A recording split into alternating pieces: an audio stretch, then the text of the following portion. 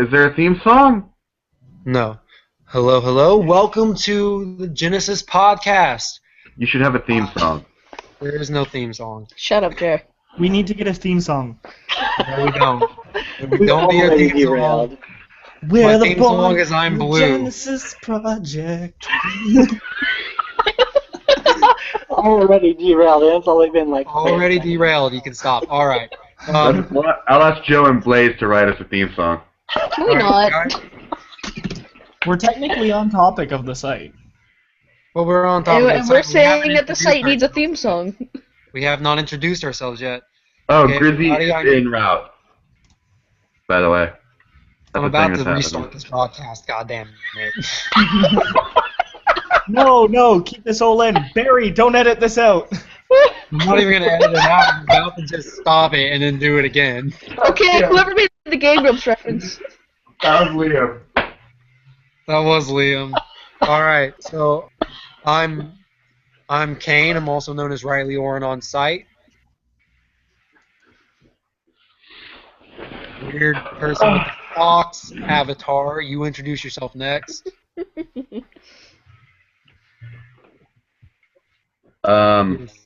Silence speaks volumes. Alright, my name is Jeremy, and I am going to be Thermidor on site because I just realized I don't actually have an account yet. Huh? Should go take care of that. I am in the process. My name is Paul. My name is Liam, and I'm Solomon Black on the site. Hello, my name's Paul. Someone else. All right, someone else.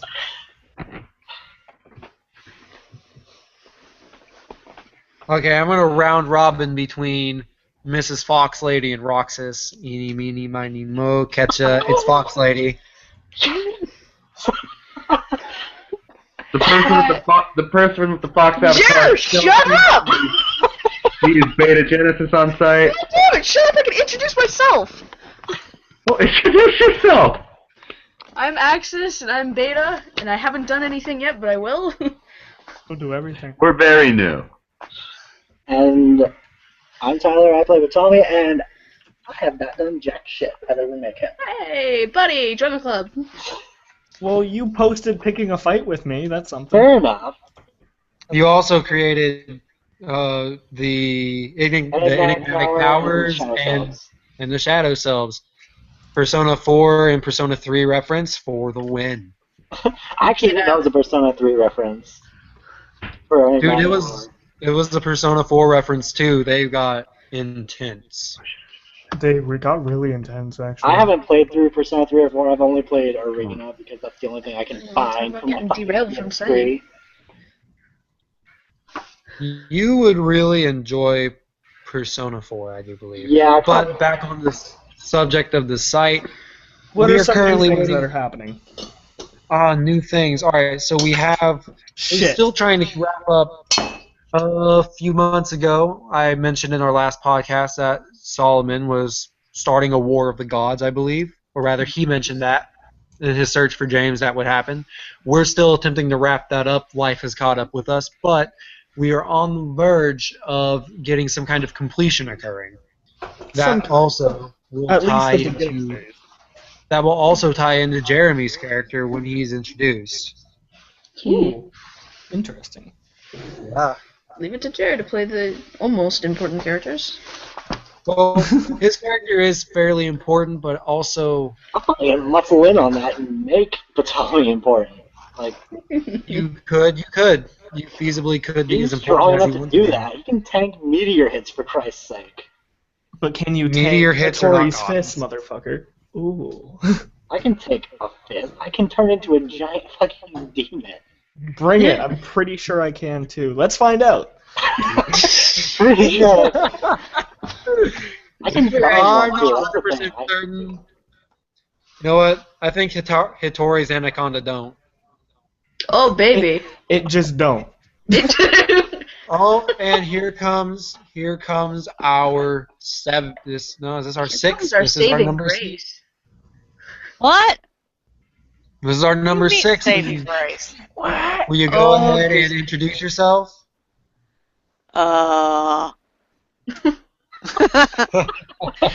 Extremely nervous and scared? This is the oh so marvelous Grizzy. Mother of Caller. You may savior call of her. my sanity. You all will call her Mrs. Grizz. And if you That's don't, right. then we will strangle you in your sleep with dirty tube Oh, socks. I will. I don't know about Alex, but I will. I will watch her strangle you in your sleep with dirty tube socks, and it will make me quite happy. You've all been warned. All right, so currently new on site, Artless is also currently creating another dimension. Oh, really? What's he There- making? I still It's want to actually. Sorry. Go ahead. No, go ahead.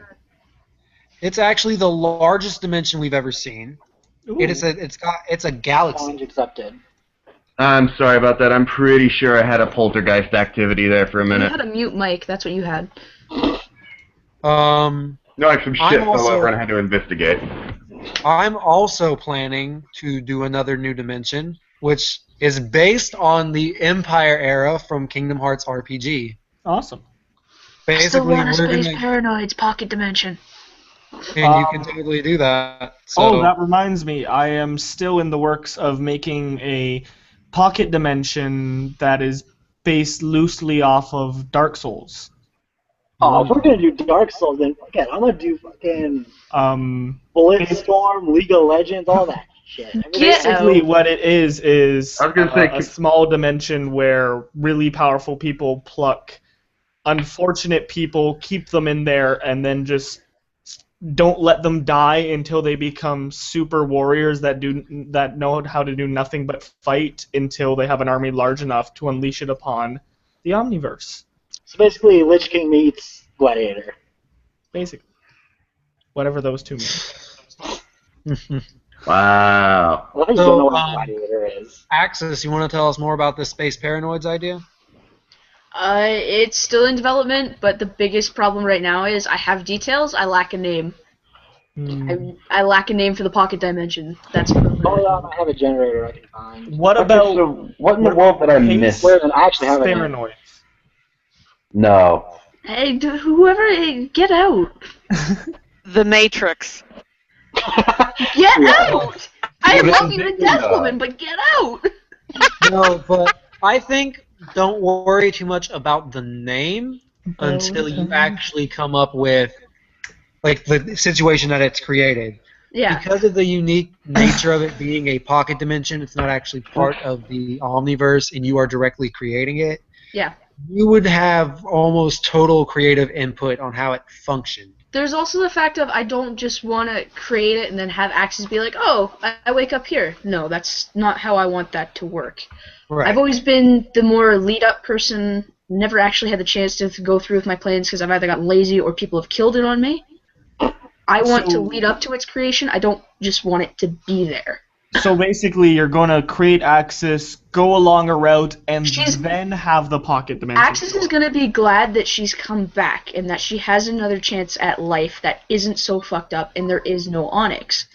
But the thing about her is she's always... Everyone that comes from KH is going to be glad there's no Onyx. Yes. Yeah, he very nearly he got within an inch of making me just give up on RP forever. Yeah. I really think that if Onyx came to this site, he would have to be a lot smarter, and it would be interesting. Mainly because if he got too overpowered, a god would literally smite him. Yeah, we could literally push him into non-existence. Like that was a conflict that Liam was having with Death. He was like, "You can't kill me," and Death was like, "No, but I can erase you." No, but the thing about Axis wanting a Space Paranoids back is she really clings to familiarity. Even in a new life, I still see her being very scared of what awaits her after being through enough hell in KH.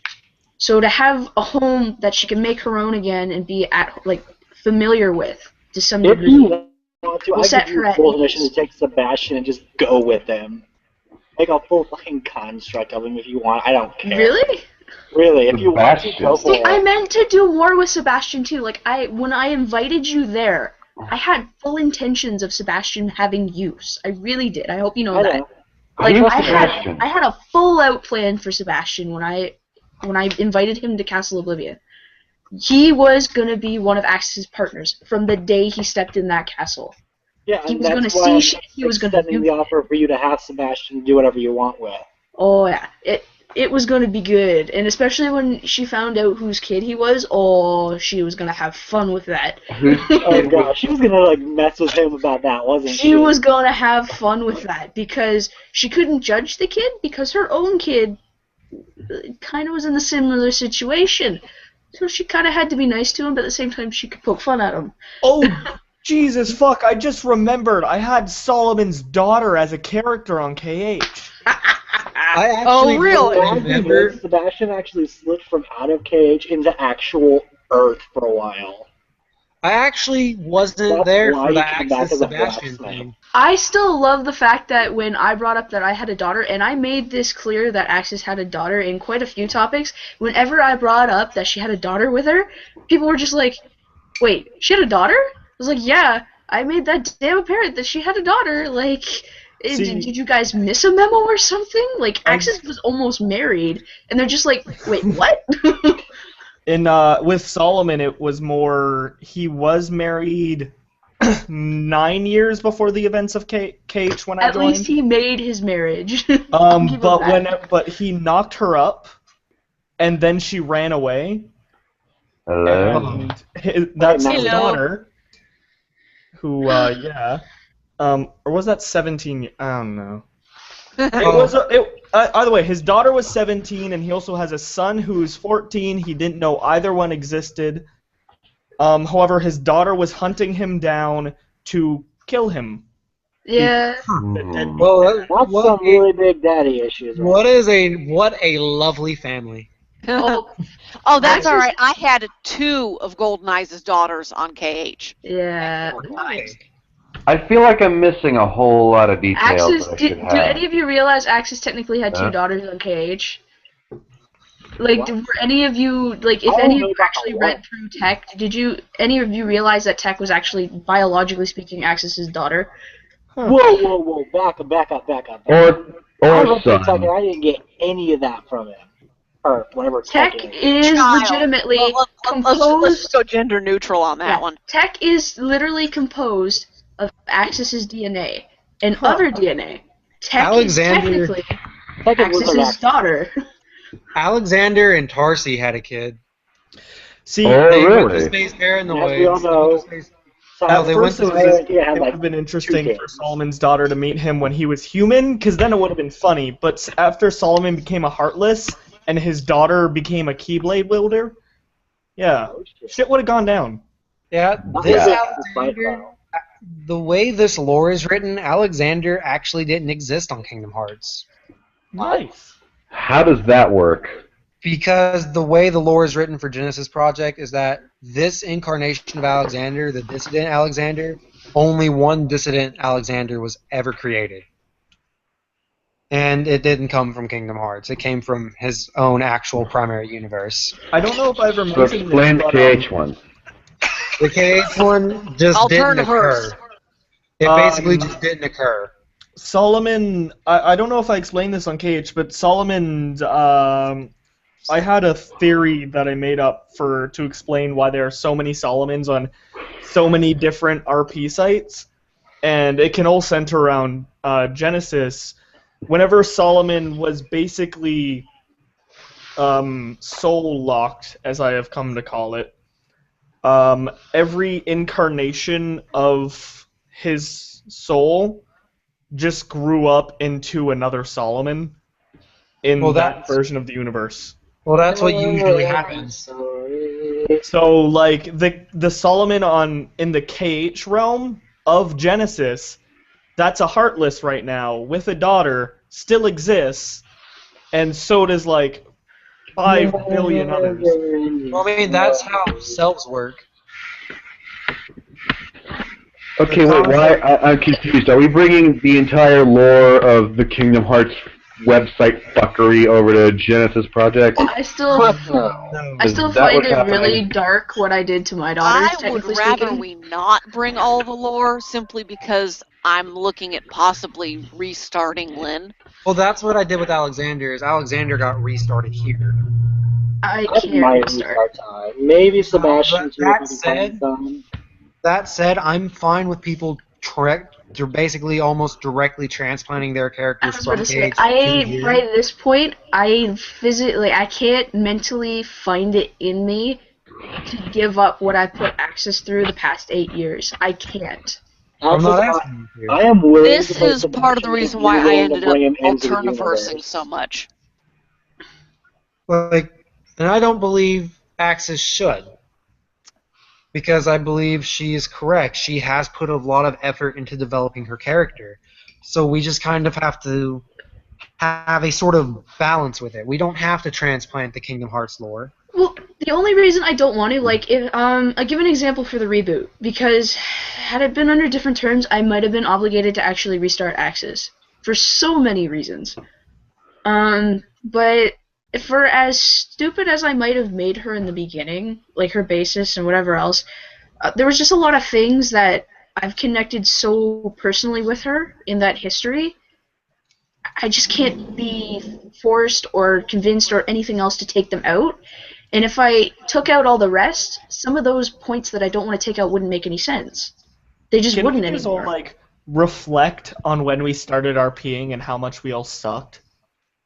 I actually did not suck. When I first started, when I was 14 years old, I could barely manage 3-sentence posts. I can barely Oh, do you things, you but- And- adorable little kid starting RP with text. I don't And, want to go back to my days. And I don't- I 'cause what started with happened? freaking D&D First Edition. See, actually, I didn't start D&D until 2 years ago. I didn't start D&D until a couple of I didn't days. start D&D till elementary school. Like everything else, I only started RPing on forum-based sites because of a girl. It was on a KHR site, Kentucky Hitman Reborn site. And then KH was my second site, though I do consider it to be the first site as an actual RPer where I didn't completely fucking suck. Oh God, I remember my first actual RP, and it wasn't even on a board like what KH was. You want to know where my first experiences were? What? They were on. Are you familiar with a website called Game FAQs? I'm aware of GameFAQs. Oh, GameFAQs, yeah. Yeah, there are a series of forums for every game in existence. My very, very, very, very first RP experience was this guy had started a topic that was basically like he'd started an onsen in the fire red, leaf green Pokemon universe or whatever, and people just dipped around in there, and that was my very first RP experience. Technically, I guess my very first RP experience was, It was acting bad. out Naruto with our own personalized characters in my Yup. friend's backyard when I was Yup. 10 years old. Same here. We Same. I'm Actually, both. that 1987? guys, 88? that means that Youngest one somewhere here, there. Lord. The summer that Batman came out in the theaters, because I remember going to go see it with our Dungeon Master. Mm. Which is why Shocking Grasp is my favorite D&D spell of all time. Because it was the only one on the entire fucking list that I could actually understand. That means that actually Solomon is my titular character. I use him in everything. Hattori predates Solomon by 4 years, because Hattori was the person I pretended to be in the Naruto universe when I was 10 years old. Same hate-filled character that was burned However- to the crisp. I still predate all of you guys online. True. Because Changeling the Dreaming, a listserv discussion group, which tells you just how freaking old this was. The fuck is 19 listserv? 96, 97. Fuck, I was 2. What is Somewhere in there. listserv? I was on a was listserv 3 or for 4. Changeling the Dreaming, which was a role-playing game, and we ended up creating a play-by-email Oh. called Company of Tears. It was centered around an artifact called the Mask of Tears, and that went on for several years. Huh. And Golden Eyes actually was in there along with Destiny, and that got to be some interesting storytelling. At one point, I was actually the archivist for the group, and I still have the files for that. I've got most of them all printed out, but yeah, the Prince of Pain campaign, the Moon one. I don't even know where most of those guys are anymore, but yeah, I predate all of you on role-playing online. Was anybody here on the site Naruto Saga? Me. No. I know of it. Wait. Who was? Me. Who are you? Accident. I was. It was really bad, actually. I regret bringing this character back because he actually predates Axis quite a bit. It was really bad. This is why I generally don't go into my role-playing history, because my Naruto characters were freaking stupid. Yeah. I was a guy by the name of Zane, and he was a half-breed. You were Zane? I was Zane. Oh, hi. Hi. I was the leader of the Snow Village. You I was Haiichi, the owner of Sameada. Yeah. Wow. But yeah, I was Zane. Didn't last very long, obviously. But the thing about that was when I went on Saga, I was bringing him back from, like, years ago. And when I say years ago, like, Naruto was legitimately one of my first RPs, both, like, when I started and when I started online. And it was really, really bad, because I don't think I should have ever started with that, quite honestly. What was so bad about him? What was so bad about it was the people I was RPing with, before I got to you guys on KH, who forced me to write properly, these guys did not. They killed my first few years of role-playing quite a bit, and I don't consider my legitimate years as a role-player until probably about a quarter into Axis's career, for God's sakes, because of how bad it was. I can't remember anything Zane did on that site. Nothing worth consequence or notice, because I gave up eventually when I realized this is a bad idea bringing him back from the shadows, when I retired him and my other one, which I will remain her unnamed for so many reasons. Damn it. Because it was just so many bad years of role-playing, and I'm glad that Axis's bad year, like Axis's first couple years in development were deleted, because that means she no longer has history where people can prove that I was really bad. You may be able to find it a little bit on KH, but that got whipped out of me real fast, because I came into the era with the vets, and the vets wanted me to write properly, so I forced myself to write properly between the vets on KH and my old friends from another site that I spent quite a couple of years on as well. I was hopping between two KH sites when I was with KH and another one. So I was part of two communities that was teaching me.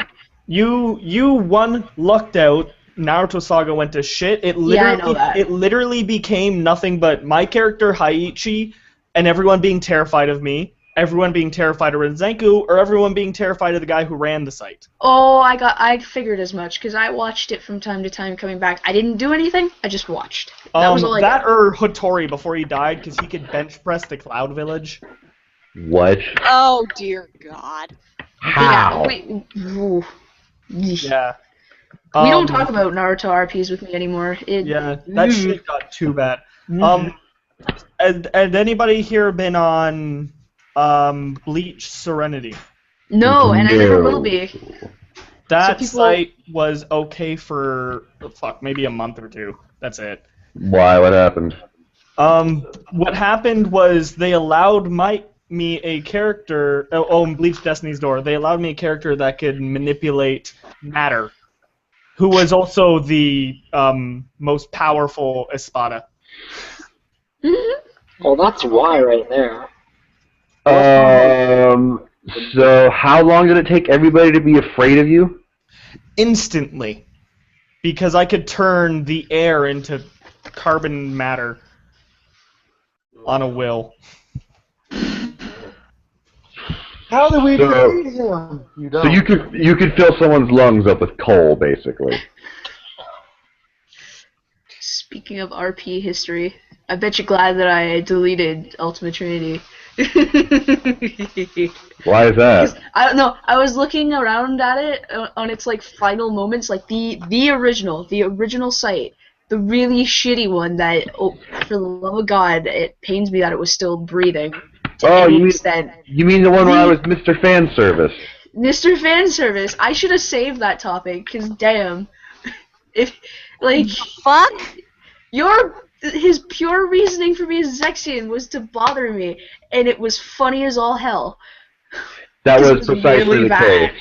It was really, really bad. It was bad, It was so bad, and be lucky I didn't save it. but it was fun. It was fun, but it was bad. It was, come on, like, I actually wish I could have read that. no, you don't.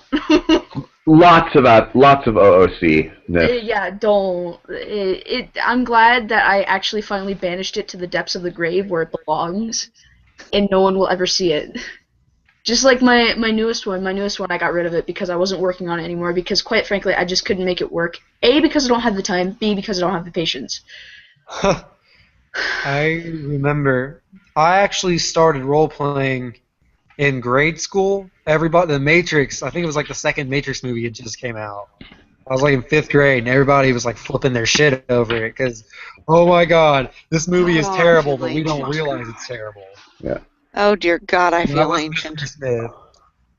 I was the main. I just ran around punching people and telling them they were Mr. Smith. The second DVD player I ever owned was because of the first Matrix movie. The first Matrix was amazing. Oh, The baby. first Matrix was ripped from a comic book. Was it? Not even Yes! their comic book. That's why the first Matrix was amazing. First Matrix was amazing. Now, here's the thing, though. My Orpheus and Neo are fighting. My first written post was my first written roleplay post was actually this Kingdom Hearts site. Like, and I think it was a little over 1,000 words. Oh dear. I never reached that limit when I was I didn't get to 1,000 words on my first post on KH. And And I had for those of you listening who don't know, let me explain how fucking ridiculous you could be on KH. It was a thing where the amount of posts you had was more or less equal to how much power you had. Yup. At about 200 posts, I was expected to take on like 3 dozen each of Dark Sides and Twilight Thorns and not die. Oy vey. why the fuck is that not our was that not our power cap when I was there? I was weak sauce. Jet kicked my ass. I got punched by a large body and it really fucking hurt. You know, my longest posts to date have almost always been character templates, and the vast majority of that is sitting in the history. I Yep. think my longest post that wasn't like a bullshit post was on a this Towers site for this really, really long book series. It was 3,700 words. Oh dear God. And it was effectively a short story with a rape scene. Oh really? But That's It always was- pleasant. it was then followed up with a 200-word post because I forgot to add a part for someone else to join in. I had a dive to the heart on Kingdom Hearts. I called it a rise to the heart. And I had to break it. I broke it into 4 parts, and it had 4 more that I didn't finish. But all in all, it was about 20,000 words before I finished, like, just those 4. Oh my word. I was like, dramatic! Oh, look at me being all I get artsy. some dramatic pieces, but when I pull out a 1,000-word post, it's usually for a damn good reason. I waste my 1,000-word posts. I just kind of sling them around like I have a I giant. don't. I tend to average between 250 and 500 words on a post. I have That's a about question for everyone. Same. About what I do normally. Yes. Shoot, Except for Axis. the older people in this crowd because they've been doing this for a longer time. Shut up. Do the younger of us in this group remember the first time they were ever able to write like their first like long ass over 1,000-word post? Because Oh, I dear do. goodness. I Yes, actually I do do. remember my first one, and believe it or not, it was on KH. And I remember being so proud, and then 5 seconds later, someone like I had a few people congratulate me, and then I had one person just totally tell me, "I've done better." Oh, thanks, asshole. Like, You're welcome. like, That wasn't me, shit. but thank you. No, it Honestly, wasn't me. I don't I don't rem- even think you were around. I honestly don't remember because I've never kept track of that. The one I'm talking about was when the vets were still a thing and they were still goofing around, whatever. And I decided because I wanted to do something and Axis kept getting ridiculed, I was going to join the New Guardians. Well, Oh yeah. I didn't know what that meant. That meant that they were all going to eventually get killed. But me, you know, proud, whatever, I thought, hey, I'm going to do something. I wrote my longest post to date, and I was so damn proud. Because it was over 1,000 words, and I was like, I don't usually do that. Yeah, I mean, This feels really nice. I should do this more Yeah. often.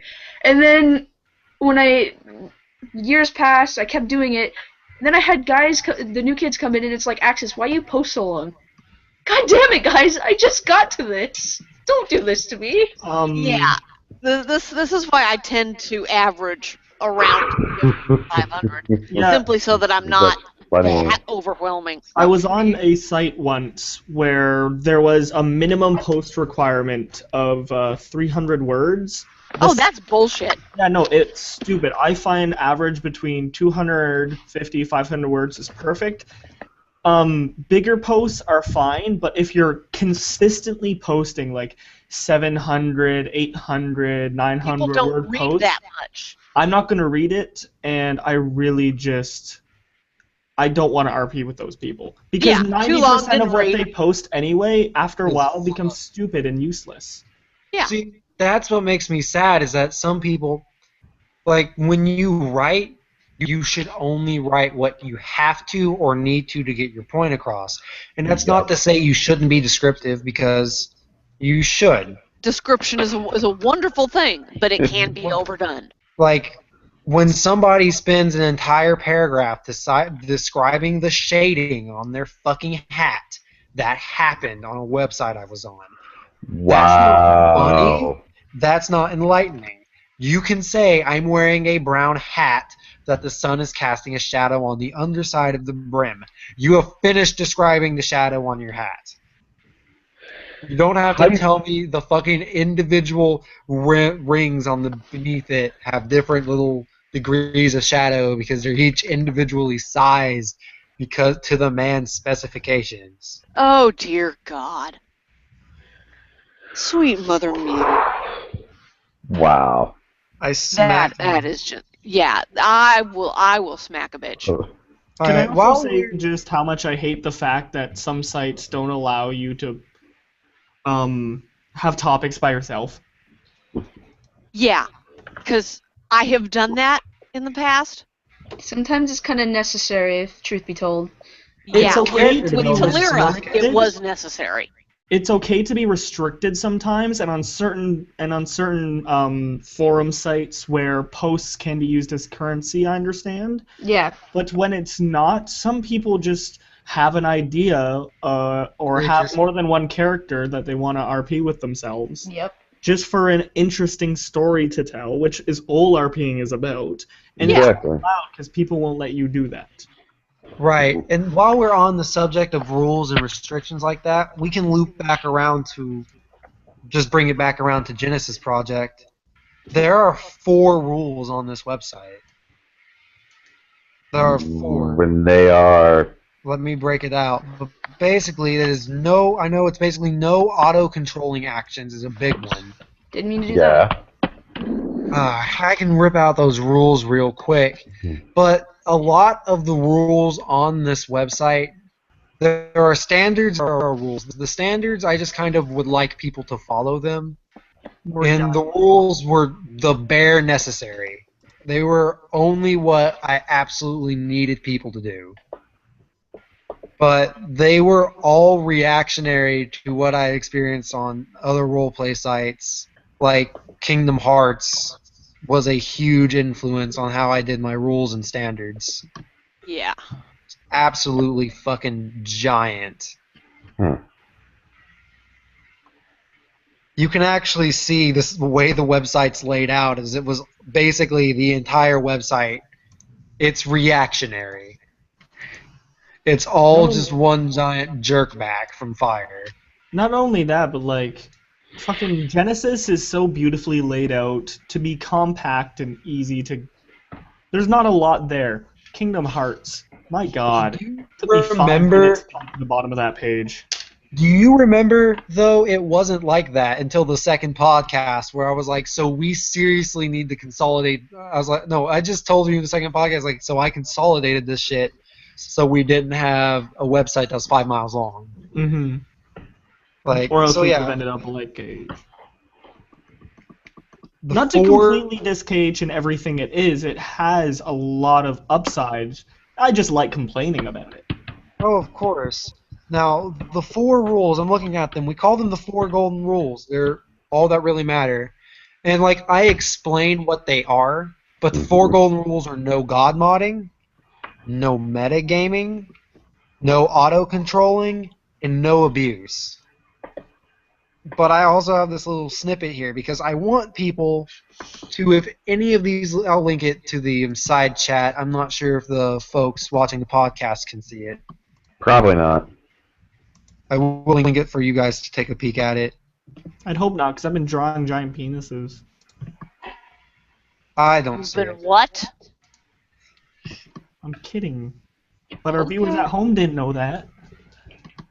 You just But ruined basically, at the very bottom of that page, I say the key to the above is willingness.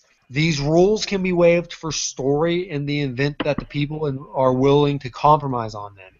If something happens to you and you feel it can be covered by the above and it distresses you, bring it before staff, because if you don't, it is essentially the exact same as giving consent. It's a good example would be whenever Solomon and Ezreon had a fight. The entire purpose of the fight was just to screw around for a couple posts, but we controlled each other's characters like crazy because we allowed each other to. We trusted each other to know how the other would react, and neither of us complained, mostly because we've known each other for like 6 years. But so like stuff like that can work out perfectly in a very trusting atmosphere where the people know the characters well. Yeah. Right. Does anyone remember Zhang? No. Oh god, I remember. Not Vaguely. entirely sure. Vaguely. Okay, I know the he name. was a guy. I His do. posts were usually 1 or 2 sentences long. I made Jumped when from I a building skyscraper to create a crater in the ground below. he should have died, but that's not my call. He should. He actually, I made a robot character. I left Kingdom Hearts for like a month with Alexander, and I made a robot character specifically for the organization to be Zion's bodyguard. And I remember this. I ended up getting in a fight with Zhang in Twilight Town, and he just decided he was going to auto hit me and then auto control me, and I was like, nigga, Like, well, no, that's what not the happening. fuck are you doing? He was like, oh, I just attacked you, and I was like, with fucking what? He was like, oh, I turned into my Fox Drive form, and I'm looking at his abilities going, where the fuck is your Fox Drive form? He's like, oh, I have a bangle that lets me grow ears in a foxtail. I was like, that's not a fucking drive form. That's you growing ears in a foxtail. That doesn't do anything for you. Yeah. It doesn't do anything to you, Except for give you you- except make you look adorable. Yeah. Now, like- adorable is a legitimate magical power. Myri Correct. has that ability, but that's Myri. That's not anybody else. And I know, I feel like Tyler has kind of been on the receiving end of some shit fights on KH, where he's just kind of been unable to really call anybody out or hasn't felt comfortable with it. Yeah, that's the order of the day there, pretty much. Yeah. For Like, me, that was I like avoided day fights to day. like they were the plague. well, back to what Tyler just said. For me, that was day to fucking day. Like, Anytime 'cause, I got into a again- fight, I got screwed over. Is basically what happened. Not with With the me. exception of against Solomon, because I could actually Like- figure out what I was doing there. Right. And that's a big problem because the way that. Okay, this is kind of why this is going to kind of be a tirade about balance. But I keep saying that I really like the way, in general, story sites tend to be laid out. Because we're going to take Genesis Project as the examples that there's something of an ecosystem. It's like some kind of natural balance. You have one character that could probably thump 100 people without any effort. And you've got he's got one super powerful character that people don't want to fuck with, but he's got a super specific weakness. And there probably exists a character that will capitalize on that weakness and thrash that character. It's got this kind of specialization to it, where you've got some characters that are just able to fuck a lot of shit up in general, and you've got that one character who can target a specific thing and just go for it. And that's completely acceptable. It represents to me it represents a balance to me that the members create. It's like we're fine with these people doing this because we have a character that can fix that. We're not afraid of them. It's just part of the story.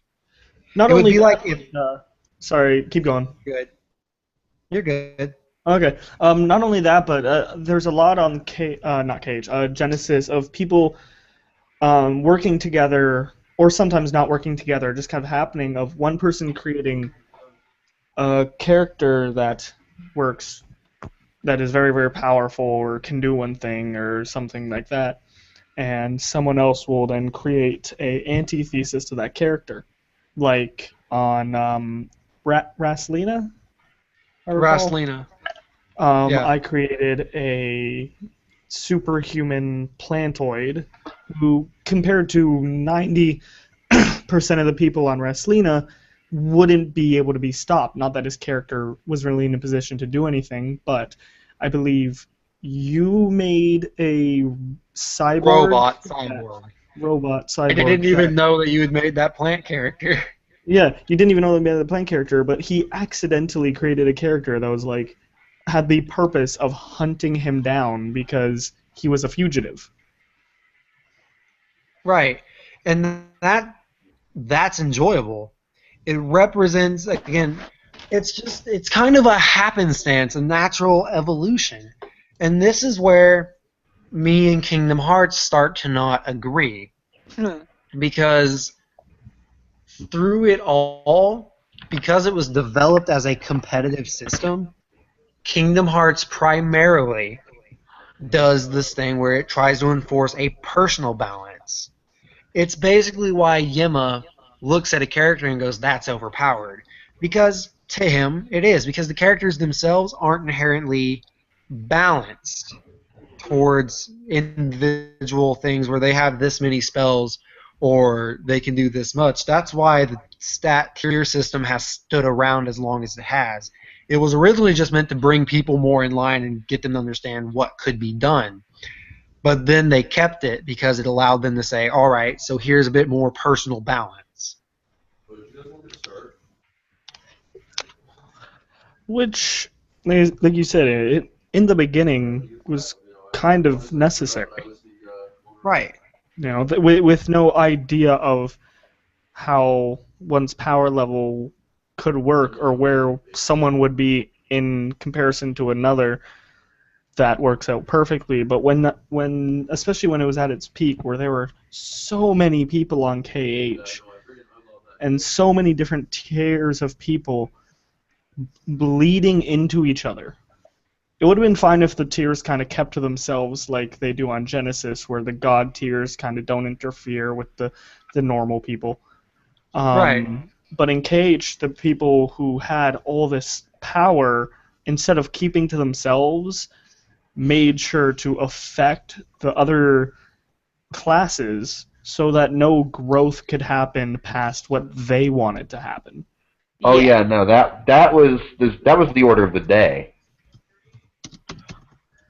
And on it was. oh no, it still kind of is in a way, because it's just been so beaten into everybody that everybody just sort of enforces the fact that there is no growth. Whether like- they realize that they're doing it or not. I really like to use the whole Onyx situation as an example for this. Like everything that happened with Onyx, when that character was created, I remember what the original intention is, and I know why it fucking failed. Okay, original intention and failure. The original intention was to create a kind of character at the maximum tier that became kind of a villain that everybody would team up to defeat. That was the problem, because the assumption was that everybody would team up to defeat it. Instead, that never occurred. You had By the individual time we people started who- making the alliances to try and take him down, it was past the point where we could have. Right, because It's a weird as political thing. like basically, I remember what he would, because I was talking to Frank when I wasn't really on Kingdom Hearts. I was doing this and some other shit, Yeah. and I was talking to Frank, and I would remember. At first, he was like, "Yeah, I think they're gonna team up against me," and then basically it kind of turned into this gradually, like one person would just randomly come up and try to fight him and match him blow for blow, and he's like, no, it can't be like this yet, and then he would get stronger, and then it just fucking spiraled into this weird fucked up mess where everybody at first was just overpowering against each other, or some of them were like withstanding things or doing things that nobody or one person felt they could do but other people maybe didn't, and it was that way on every fucking side, which Shiryu started to just become fuck it towards it. Like, he just became an asshole about it. Yeah. Like, he just literally went from caring to not, because I can't really justify why he felt like this, but he felt like everybody was just bitching about it, and he was just like, fuck it, so he just went numb to it. And I was like, well, that's a really bad way to look at it, Yeah. but I 'cause kind if of understand. everybody's bitching, something is definitely wrong. Right. And that's just like, this whole clusterfuck happened, and I just kind of like to look at this and go, it just kind of proved to me a few things. Like, the fact was, it wasn't that Kingdom Hearts necessarily was a bad community, but it let you get an idea of who was on it at that point. It was, when you come to Kingdom Hearts, you're not looking to make the side characters, because really the side characters don't get the kind of emphasis. You don't get the like, Lynette was one of the only people that actually placed emphasis on being a normal person. Yeah. Because when other people made characters on Kingdom Hearts, myself included, we made our version of Sora. Yeah. We made somebody who could be our proxy, our hero, so we could, in a Kingdom Hearts world, tell our story. And it would be fucking frustrating for a villain to be presented that we couldn't take down. Yeah. And it got worse because he had the idea that Onyx was the next Ansem. And it's even more frustrating. No, it's not even more frustrating. It's the exact same kind of frustrating that one person can take you down. It was weird, because whenever I transformed Solomon into a villain, the only person effectively trying to take me down was Cool. But he had like a passionate hard-on to kill me for some reason. Maybe it was because I was Cool mindlessly was a very slaughtering heroic his citizens. But like, I had a set goal. Every person in power knew my set goal, and none of them said I couldn't achieve it. But they basically also said that I had to work to achieve it. The problem is, unless a villain on that site is immediately granted power to stand on their own, they're never going to make it anywhere, and they're just going to become these bland assholes in the background who Yeah. don't do anything. Because By the, if you're a villain and you don't have the power to stand up for yourself, you can't. There's no way to get around it on that site because you can't be clever and smart and do stuff from the background because that's just not how RPing works, sadly. right. And by that same token, for a hero, depending on the setting, to start out at a low level of power and work towards a villain. But when heroes and villains start out on the same tier, like okay, there's usually there's three kinds of relationships that really propel people to grow in my mind. You've got the rival relationship, which is hero and villain are on the same tier, and they have the same goals, and they keep clashing. Or hero and anti-hero. Yeah, or hero and anti-hero. Like You've also got Solomon the one and with Zenku. right, and you have the one where it's basically you've got a group of heroes and this one powerful villain, which is what Onyx tried to do. And it does demonstrate a problem because one hero fighting the one powerful villain needs to have his posse with him. Yes. And that drives them forward because they all have a common goal with which to advance the story. And then you have the opposite, which is you've got the one big good guy, and you've got all the villains wanting to take him down. And this can be equally or even more interesting. But usually these two things fall into the same problem, because if your villain or your hero is too damn powerful, then all three of these examples are impossible to achieve. They're not that interesting if you know the bad guy's gonna fucking thrash you every single time. See, I feel like this is what I tried to do. I tried to be more of a villain to the lower tier, to the people starting out, because a group of them would have been able to handle me. Like basically anyone Tyler's level and below, I could have been a villain to, because if I was to fight someone on Tyler's level, we would have come to a standstill almost, and anyone lower would have had to group up a bit to take me on, which would have been great. I would have been a reason for them to fight and grow stronger, and we would have all grown stronger together, and I would have eventually been a villain to that batch of heroes. But the unfortunate part is people like Cool, who were infinitesimally stronger than me, anytime I tried to show up and do something cool or villainous that lower level people could have stood up for and fought themselves, Cool showed up, and my character immediately, for the sake of not dying, had to be like, shit, now I gotta get out of here, I can't actually do my thing. Right, Yeah. and in a way, that meant Cool was your own Onyx. Yeah. Mm-hmm. Like, it really, for me, like, again, the Onyx issue isn't just Onyx. It generally refers to people who are more powerful than they need to be to achieve a specific purpose. I don't recall, I don't really think I was there if Tyler fought Onyx or if any of the other people who are about Solomon's level fought Onyx. I Because remember know that fighting was- for Onyx. Joseph, he fought Onyx and actually did pretty good, apparently.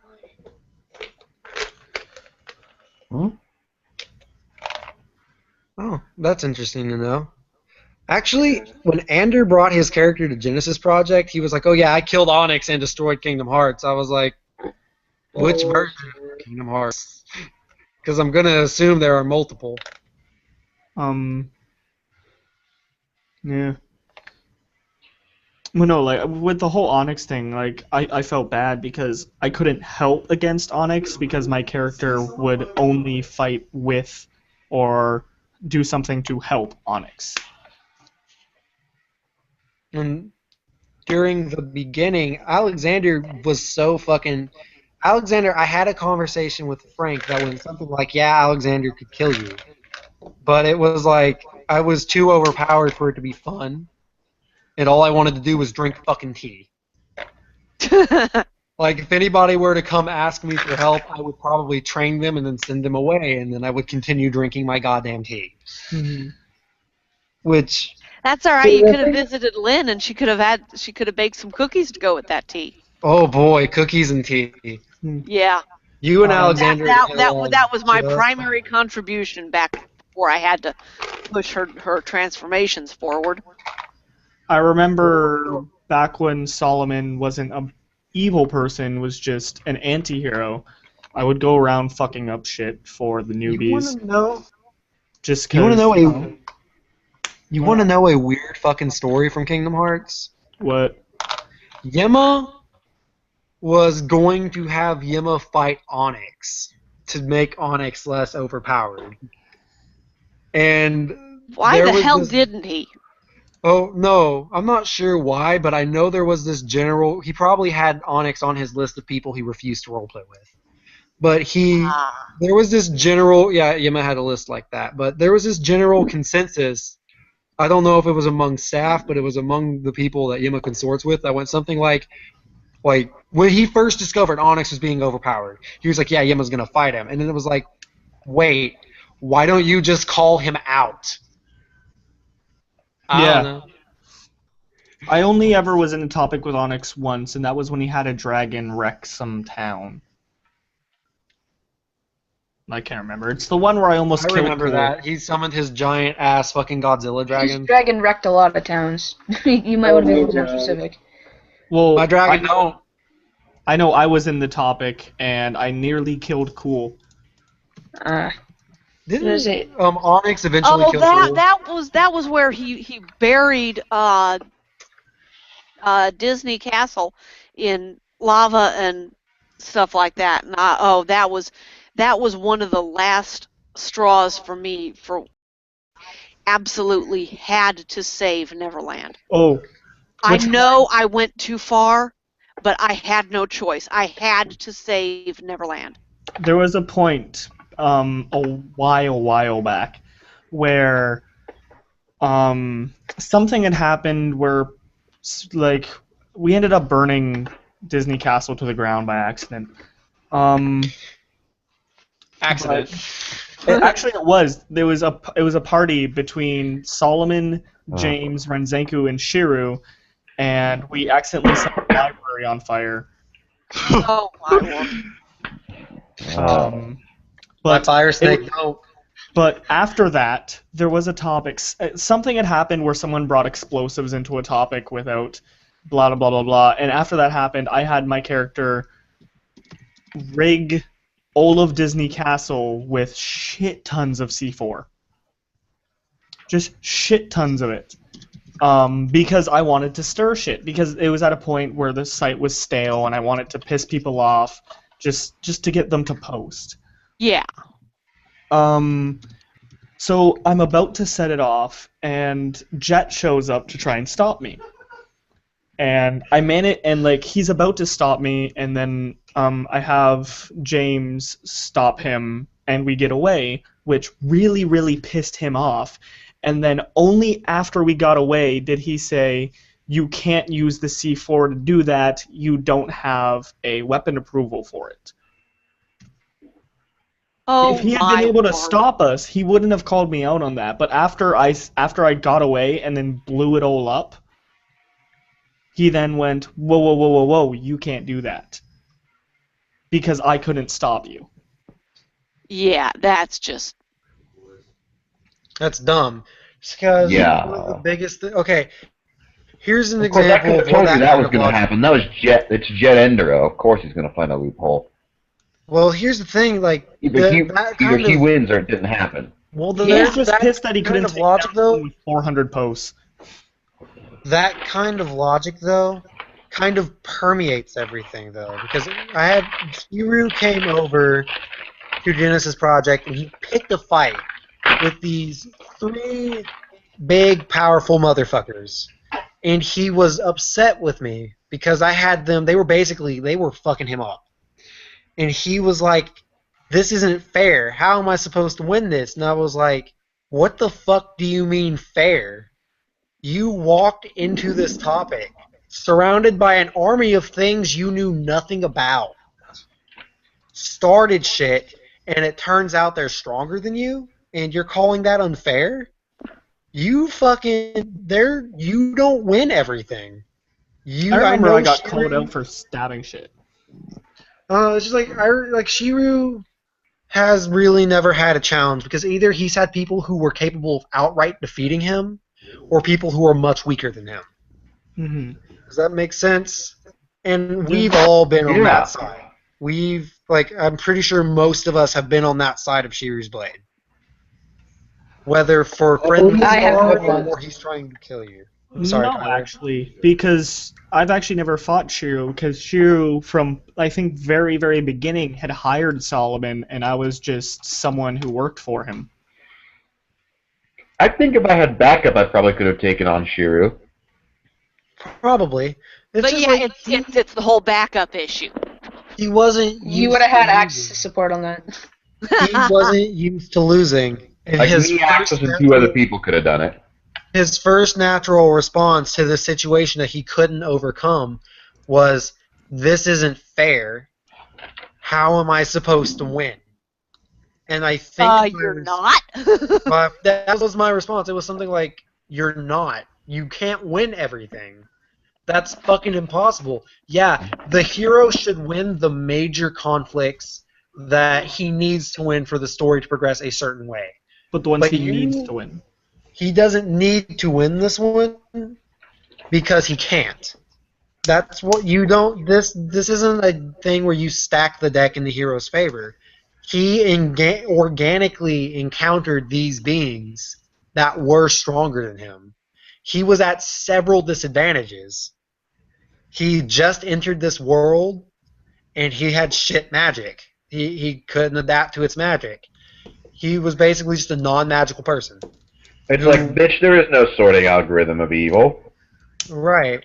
He was basically just a non-magical person with pretty decent, like more than human strength, because he did match blows with one of them. But he had no magic, and all 3 of them did, except for one who didn't use hers. Oh, sorry. No. There was one time where I fought Shiryu. I walked in. I started a topic where I had Solomon walk into a bar, point a gun at someone because he was hired to kill him, and then I shot him in the face and killed him because I was paid to do that. And as I'm leaving the bar, Shiryu kicked the door at me,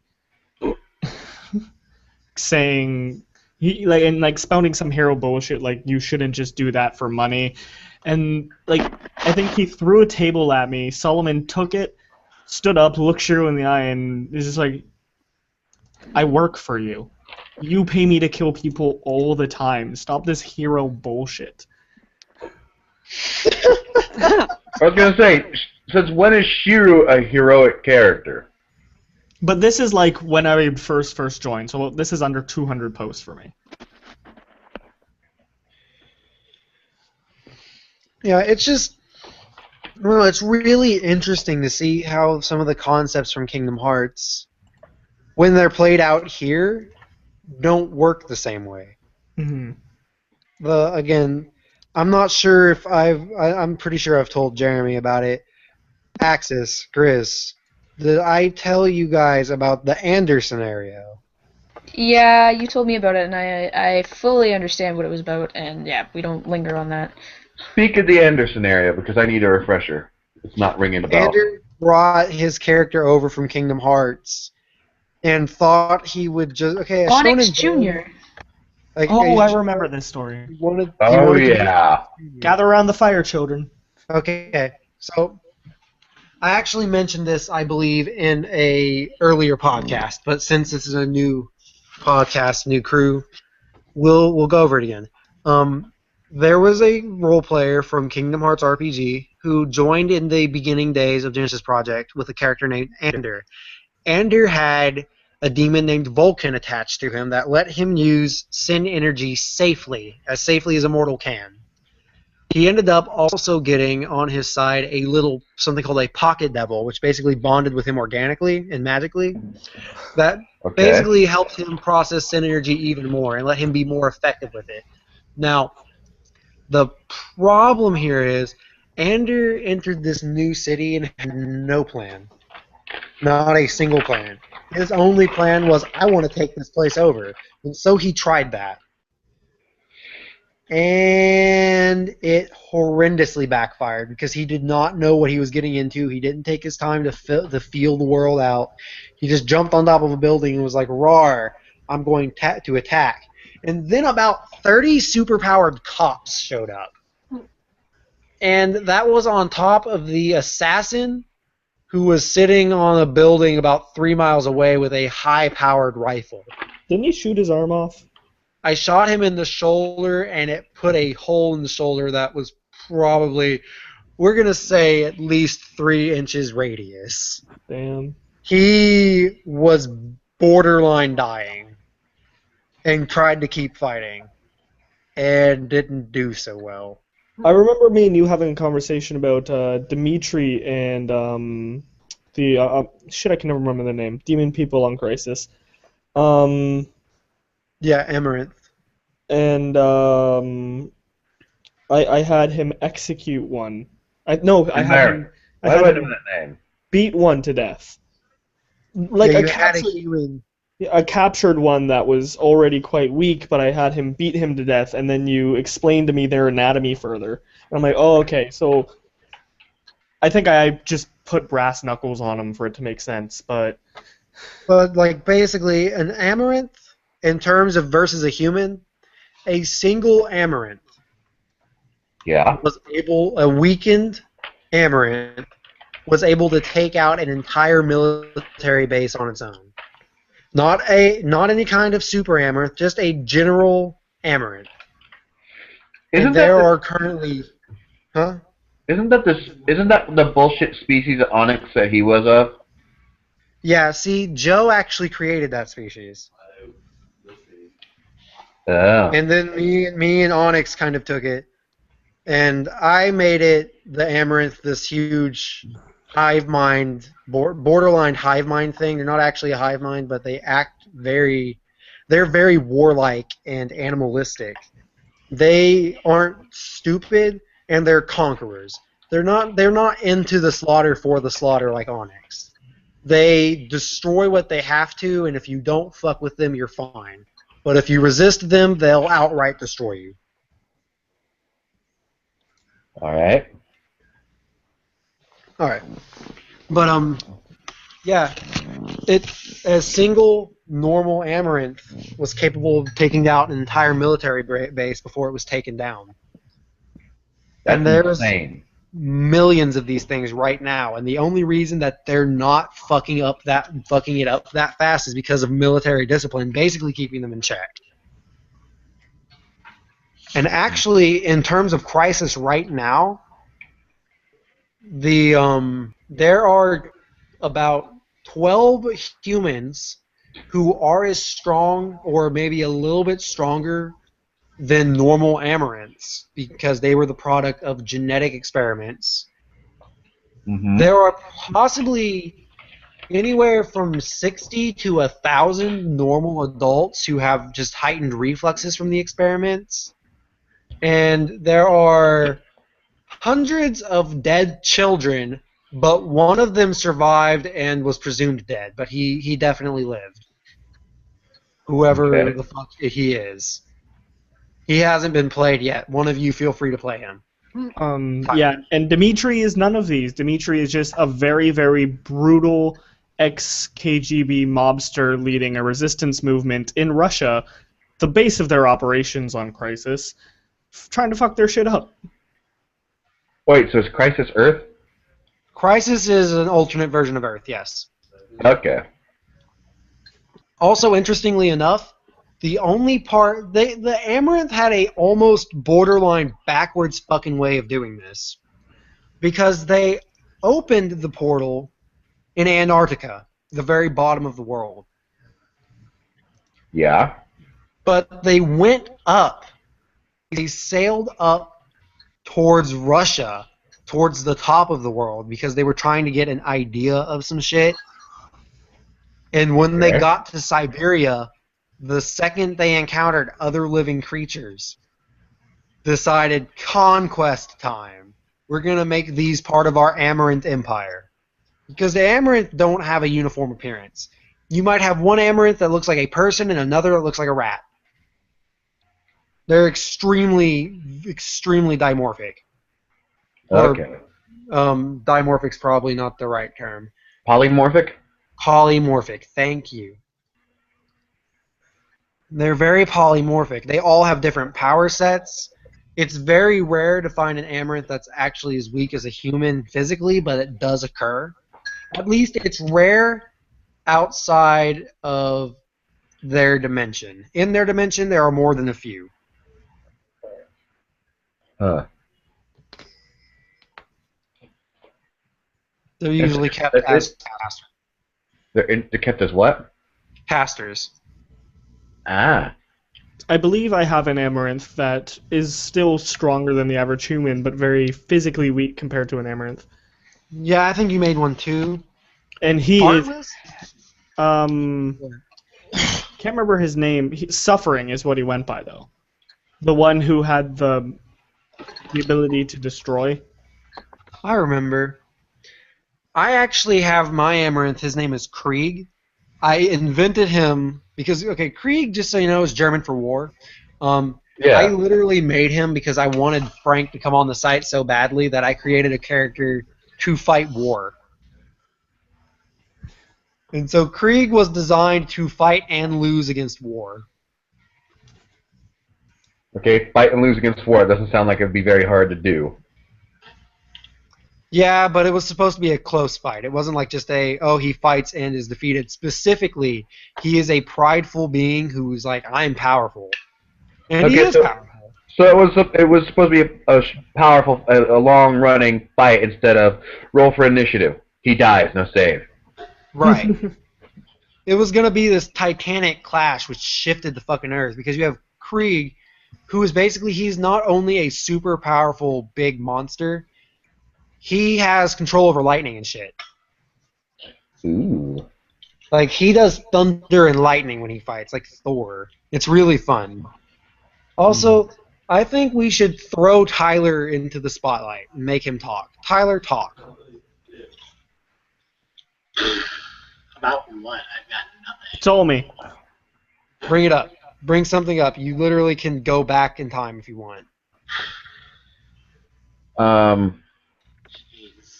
If he doesn't want to, I've got a couple questions. Well, let's see if he's got something.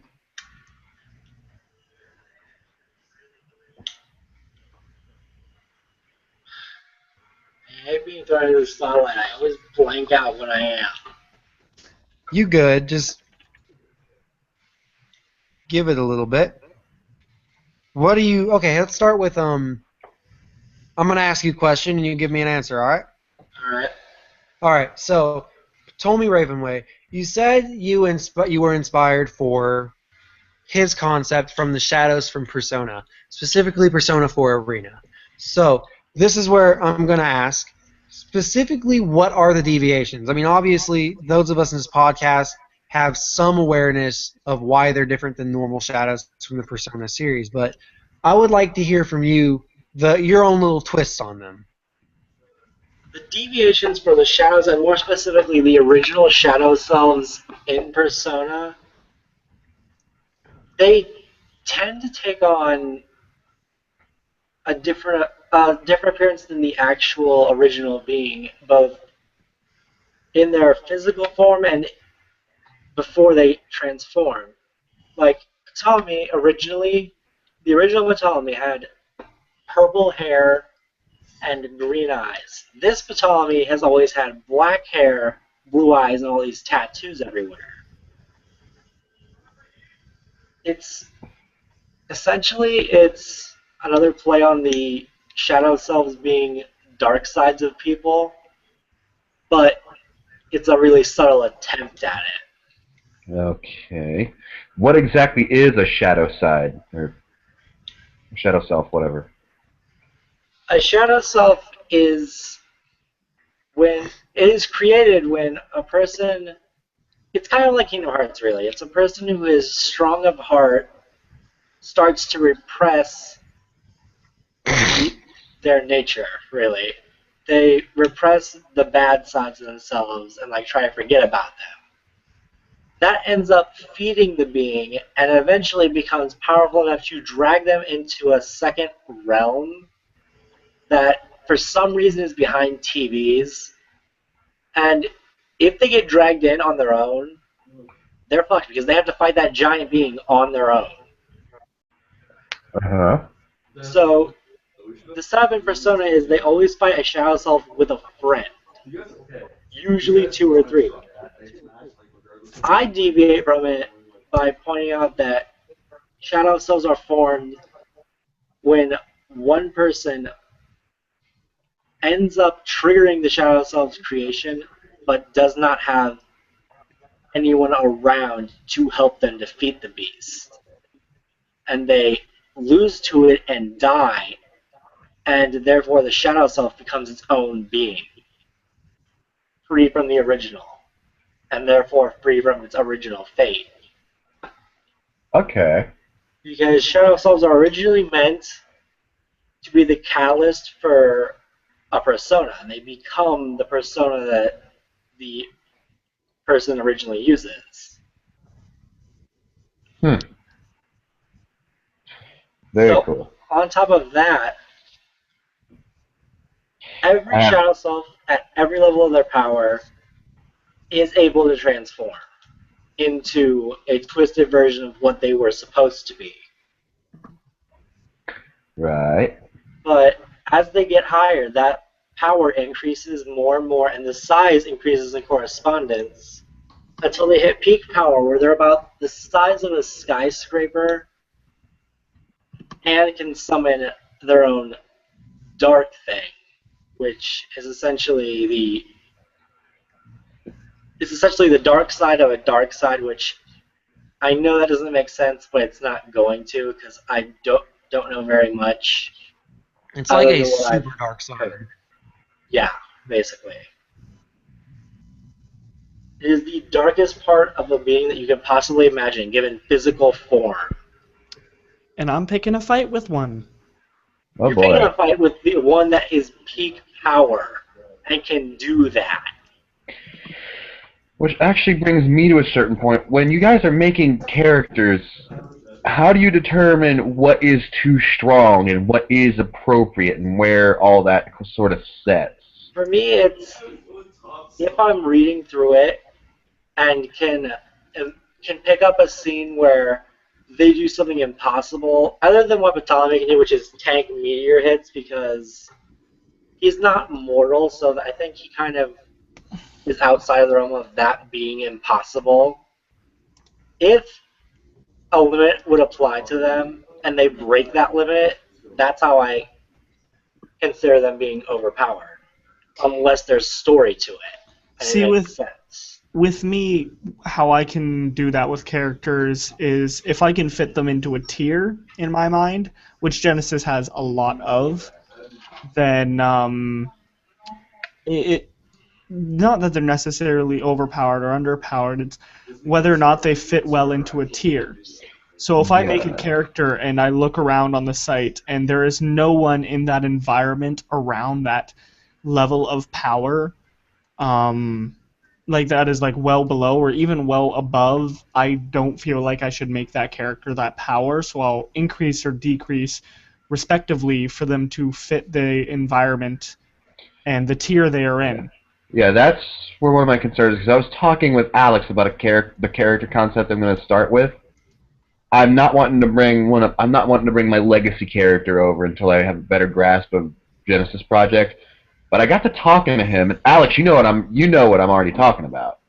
Yeah, I do know who you're talking about. Well, after talking with Alex, we figured out that this character I'm making would be on par with Kane. Correct. And I'm guessing that's probably not okay. Yeah, probably not. It truly depends on how you do it, because Kane came after this character. So while the character can potentially be like Kane in bursts, you also have to keep in mind that Kane keeps himself constantly limited. That cloak he wears isn't just a cloak; it's a limiter. And it's not only that, you have to think of role-playing potential. Kane isn't really someone who can role-play often. Kane is Yeah, boring as fuck. Tyler, everybody, learn from me. If you make a character as powerful as Kane, yeah, it's fun to have that kind of power trip, but with great power comes great responsibility, and with great responsibility comes something Unless you as put new boring fans as in. fun. Never do, so that will never be a problem for me. One, because I underpower my characters out of bad habit or fear, and two, it's just not in my book. I've never had a character do that. I have one workaround for extremely powerful characters. What's that? Insanity. That's They always become something. unpredictable, and you can actually have fun with powerful characters if they gain so much power they go mad. I actually talked with Tyler about the alignment system, and he thinks that insanity would be a better substitute for stupid. I'm on the fence, but I'm starting to lean towards agreeing. But if I may digress back to the point before we move on to that, real quick, Jeremy, I don't know what time we're at, but also for some reason cannot check, so that's weird. But going back to tiers, basically what both Tyler and Solomon said is correct. Usually, if you look at a world, the types of characters you make in that world are basically it's not necessarily stated outright, but a lot of it is implied. Like a human from Crisis doesn't necessarily have the same access to magic as a human from Tetranog. A human from Tetranog would outright stomp a human from Crisis because of the difference in not just magical power, but the humans in Tetranog have to deal with stronger beings. So naturally, they'd probably be a little bit stronger than a human here without having the same appearance. Yeah. Like, That kind of... to put it in perspective, Hitori is essentially still a normal human. Interesting. Right. Whereas a normal... Hitori's pretty normal for Tetranog. Whereas Hitori being in Crisis would make him a fucking superhero. Like a human from Tetranog could stand against an Amaranth. A human from Crisis cannot. Yeah. And it's just kind of these little variations in lore. Yeah. And certain other little things like dissidents and shadow selves have workarounds to this. Because they get inflicted with freedom and generally don't have to adhere to the rules of synchronization. From what I understand, shadow selves develop their own biology, and I know that beings that become dissident, their biology changes. Yep. The problem I'm I having can with this actually character is elaborate on that if you want. it's like the power for the guy I'm trying to figure out. It really depends on who he's facing, because he's like a mechanical void runner, right? Right, and I actually might be able to help you with that when I elaborate on why Solomon is also correct. Yeah. Because there are I call them three tiers. They're a lot more complex than that, but there are three general tiers I see when I look at Genesis Project. Yeah. And the first one is everything in the mortal plane. Everything that is born inside a dimension with few exceptions. Like shadow selves would be an exception. Dissidents wouldn't even be an exception to this, but shadow selves might possibly end up being depending on how much power they gain. And I guess I can actually give you the cap right now. The cap is slightly higher than what Yasushi is in all aspects. Well, theoretically, the cap for mortals is higher than that too. Solomon's still technically mortal. You have to keep in mind what exists in a dimension. There's not just a planet. There are solar systems, galaxies, infinite number of these. And theoretically, a being could be powerful enough to total a solar system, maybe more. That sounds like that puts up all kinds of red flags in my head. But that's just a mortal tiered character. Because then you jump to that fucking cosmic tier. And they're even more fucking powerful. Yeah. Because these are the demons, the angels, the beings from the void. These creatures are... Yeah, alpha sin eaters. These beings are...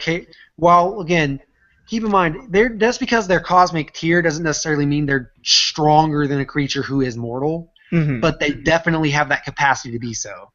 Yeah. Like... And of course, something like a Void Runner is automatically going to be Cosmic Tier because of the very nature of the way they Right. work. Well, Void Runners can kill gods in mass, not by themselves. Obviously. But in a group, they kill gods because they drain the god's power. And we have mortal tier, the cosmic tier, and then we have the god tier, which a god might be as weak as a human or as powerful as Cain in very rare cases. And these god tier characters can literally crush reality at their strongest, just kind of destroy whole dimensions. They don't. There are fucking rules against it. Yeah. And if you do that, you probably will be executed. My guy is definitely not that powerful. It's just some of the stuff is twitchy. Like, Alex, but I want to explain it to other people so they can get an idea where I'm coming from. Void Runners can't absorb sin energy en masse because they have to run it through their spark, which will eventually kill them. Or drive them absolutely mad. Yeah. This guy gets around it by basically, at some point during his existence, somebody managed to imprison Sin Eaters in physical form, in like a physical medium, and attach them to him. So he basically has batteries that he constantly siphons sin energy into. So anything that depends on sin energy to fuel its power is going to do jack shit to him because he's draining away everything that they're using. Depending on their power. Depending on their power. Well, But yeah, I mean, essentially it all they would depends be- on if they can drain faster than he can. Yeah, they would be weakened merely by his presence. Yeah, because if like say if an Alpha Sin Eater got close enough to him, like if they put hands on him, it would start draining away at the Alpha Sin Eater. And that's a good example of Solomon. You and I were just a little bit ago talking about opposites, and this actually applies to Alpha Sin Eaters, Shadow Selves, Dissidents. Yeah. All of these things rely on sin energy. Like, as far as I know, Shadow Selves, they take negative energy, which on Genesis Project translates to sin energy. Which, again, there's a whole fucking topic for that. I'm not even going to get into it. But that is the kind of organic counter. It's not very common as to make sin energy absolutely fucking useless. And even if it were, it very likely would not come into play very often. Whereas in other places, like if Tyler made Ptolemy somewhere else, and Ptolemy was doing really good at whatever it was he did, and I mean like just if Tyler chose a specific role for him to fulfill, somebody would probably make a character specifically to go after Ptolemy, and they would just relentlessly use it until they got their goal. Yeah, and this character would not be terribly hard to counter because, I mean, he does drain all that sin energy in an area as quick as any being can possibly drain sin energy. The problem is he can't turn that off. He's constantly doing it. So anything that is aware of energy, like positive, negative energy, where all that is, he's going to show up to them real quick because he's constantly creating this massive energy void around him. Right, and that's the sore thumb for one thing. For two, that's the interesting. Yeah, for two, he's just really fucking slow because he's 7 foot tall and made of metal. And not only that, but the big thing with your character is he may be able to do all these things. He may be the antithesis to synergy. There's one of him. Exactly, there's only the one. Like, there's only the one, and he was hard enough to make. But because of this obviousness that he's there, you obviously know he's there. And he does move. He may be able to translocate quickly, but in terms of general movement speed, would probably not be that fast, which does give fast characters like Ptolemy an edge. Because I believe Ptolemy is fast. Correct me if I'm wrong on that, Tyler. He is. He's like He's like the fastest I could get away with doing. Very without fast. hating myself. Yeah, which is why he's covered in armor plate, which makes, like I put it this way, a lot of people will just be like, I swing my sword and like fluff it. That's not going to work against this guy because he's covered in basically the most amazing metal that you can think of. You're not gonna cut through it. You're not gonna bash through it. You gotta attack at weak points. You gotta be smart and figure out where best to strike. And Right. as an example of You gotta hit its weak point for massive damage. as an example of Tears, he's this guy who's so hard to fight, especially for Alpha Sin Eaters. Because I have one. I know Pride would not be able to fight this guy. Solomon, as an example of a tier above, would look at this guy and then just be like, "Oh, you have plate," or more accurately, "Oh, you exist. Go away." Right. Pretty much. And even those beings, even beings that relied on sin energy, once they encountered this guy, I imagine the most they would do is try to test it before they got the fuck out of Dodge, just so they could have an idea what they were up against. An Alpha Sin Eater would never. One that's not an idiot. And there are a couple that I understand. Oh, there's one. There's one. But they would basically not fight it. They would force normal Sin Eaters to go up against it to test it out. Normal Go back sin to- eaters wouldn't do anything. They're little slugs that suck sin energy away. But like, I mean, as like an experiment, because they're still the same essential thing. A smart Yeah. Sin Eater would see how a Sin Eater interacts to the other Alpha Sin Eaters and relay that information. It also helps that early on until another Void Runner finds him, which, considering he's drawing all the sin energy in like a mile radius or whatever, is not going to be hard. Until another Void Runner finds him, he doesn't know what he is. He has no idea that he's a Void Runner. All he knows is that he's 7 foot tall and he's made of metal, and people who are dickholes tend to be less of dickholes around him.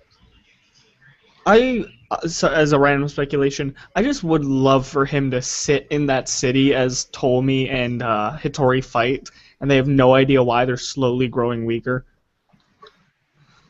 Oh yeah, no, That would I, actually be fun to see. Actually- Sin energy. He can direct it, but other than that, he can't really do much with it. Well, So- like Hitori doesn't use sin energy directly So- either, but he is hatred powered. Yeah. Ptolemy gets like speed boosts from being around negative energy. That's about it. He'd be so sin energy is not vital to your survival, but you're not going to fight as well if you don't have it. Basically. Just on occasion being near something negative. I had What? this really hilarious thought of Ptolemy getting fed up with Hitomi shit, putting his hands together to fire that fucking fuck you beam, and then just this little comes out, and he's like, what the fuck? It will be a very interesting fight because Hitori exudes so much negative energy. The more negative energy he's using, the more powerful he is. The more negative energy he exudes, the more powerful Ptolemy gets. It's just going to escalate into this fight that just grows of a larger and larger and larger scale. What happens when an irresistible force meets an immovable object? Oh, you guys are in Tedranog, huh? Yeah. Oh boy, I could have Jake come sit in. If his Oh, name's I Jake, remember and Jake. first town Jake fucking knows now. Hitori. Oh, fuck. Jake has an Oh, yeah. interest in Hitori. Jake from State Farm? Not really. You might wish. No, I don't. Is it Jake in Tedranog too? Because I know it's Jake in Radix, and I don't know if his alternate in Tedranog is the same name. The Jake in Tedranog is the human with a dragon soul. Yeah, I know that. I'm trying to remember his name. I don't think he has one. I think he's just the Blue Man. Don't but you I'm chortle just at me. I'm just so excited for this clash because I like am too, because from what I understand, you and Tyler have excellent combat chemistry. mhm. Oh, and Tyler, a quick thing. If you did, I knew you wouldn't, but whenever you said you were going to like jokingly start with the whole massive sin blast From 2 feet away. from 2 feet away, I actually do have a way to block. Okay, not block, survive that. And it would just Block is a strong word. it was actually a thing where, because Hattori sees using magic, the air for a very, very long distance is filled with his magic. And that's actually something I didn't think about. If a very, very strong attack were to hit him from head on, he would be temporarily go blind and focus that magic in front of him. What would have happened was it would have hit him, sent him flying back, frying the arm he was punching you with, because he wouldn't have had time to protect that one. And I had this image in my head of him like slowly and like crookedly rising from the ground, laughing like a madman as he's smoking, and then just screaming at you like, "You think you can stop me? My power's the fucking air." It's like the power is what I see, and I see inside of you. And then like his magic would have exploded into fire inside of your throat. The thing is, he could stop that. You could probably. I don't doubt you could even survive that. He Like, actually no problem. told me the minute he feels the heat, he could stop it because he is also a pyromancer. Mm-hmm. So like he would have like done something like that, and then. Are we gonna have a firebender battle? We might. Because that would get me really, really, really, really pumped. I forget what it's called. What Agnika? That's what it is. Oh, what? How did I pull that out of nowhere? It's something from Avatar. It's when a firebender challenges another firebender to a duel. It's funny because Hattori is actually almost exactly a firebender. He's a monk-based pyromancer, ninja. Thing. I'm actually. It's Agni Kai for reference. I was wondering. I'm also really interested in hearing, because I know Grizz is having. She's deciding on which characters she might want to bring to Genesis Project. I know one of them is a baby dragon. Oh yeah, Kibble. Kibble is almost a given because I've got to have something that's The cute. dragon. I am. That thing needs its own theme song. That sounds immensely cute. Yeah. Because Kibble is just freaking adorable. Oh, and Tyler, I'm just gonna send you this so that I can have it written down, because I don't feel like putting it in my character profile, and you're going to be the only one who's probably going to see the exact specs for a while. Is Hattori's molten beast form. Oh jeez. Nice. Oh my god, you guys are going to have this really big fucked up battle. That's completely fine for Tedgernog because high-powered shit all the time. I'm going to go tell Asper because she might want to have a dragon show up. Yeah. We're gonna end up creating a giant crater where we're standing. I guarantee it. Oh, that city is dead. You guys actually. You signed its death sentence the second you appeared behind me.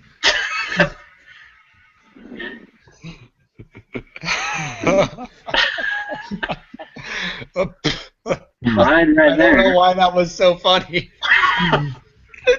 Boy. But yeah, But, I'm really yeah, excited. I'm struggling with trying to figure out which characters I even want to attempt, and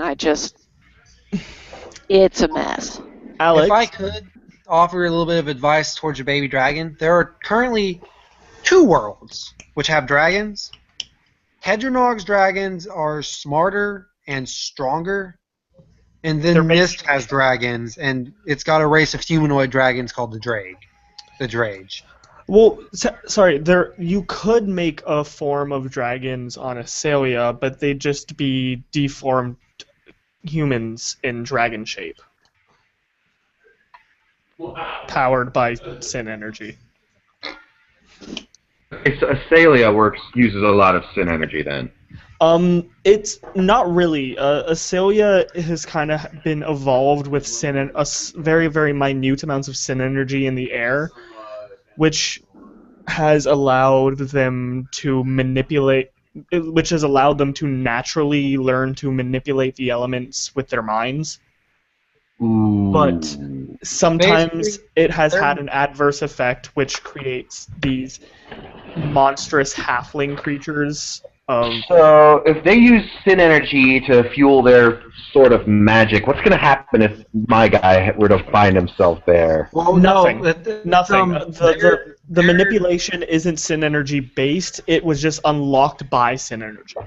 It's like, okay, the synergy from the outside, the ancient synergy, a non-lethal or dangerous amount of it slipped in and basically just unlocked a little part of their brain, latent potential that for those people in that dimension was already there. That Okay. lets them, they have borderline telekinesis. They can act directly on certain types of matter. Usually, it requires immense willpower and specifically retain to one aspect of an element. I see.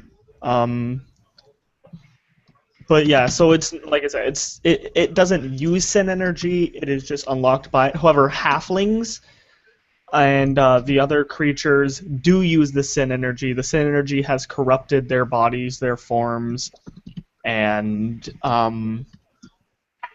basically turned them into evil creatures. Okay. Super fucking powerful. But yeah, that's definitely something I didn't think about when I was dealing with this character I've been making. I have no idea how he would interact with regular magic. Probably regular magic is a little bit of a mystery. It's basically, it comes from the synchronization of the worlds. It's literally every world has a different kind of magic if it has magic at all. I see. Like Radix, the way magic works in Radix is it's very much aligned to your heartbeat. So aside from sin energy, unless you have sin energy, the only way you can learn to cast magic in Radix is very specialized in specific training. You have to learn to. It's like their spells are called beats, basically, because with a heartbeat. Yeah. Got tempos, rhythms. It's all kinds of shit like that, based on the natural rhythm of the human, or rather any kind of creature's body. The creature has 2 heartbeats. Oh, then they get better magic than other fucking people. That's really how that works. Which reminds me, I was thinking of creating a character on Radix that was essentially dead and used an off form of beat magic, because I'm going to call it beat magic. Basically, where since he has no heartbeat, he uses a weird form of silence magic, which is nothing but negation. If that can work in Radix, I don't know. That's ultimately up to you. But as an example for you, Jer, for Tedranog, to use Hitori because he uses both sin energy to power his magic in the world and the normal magic he has.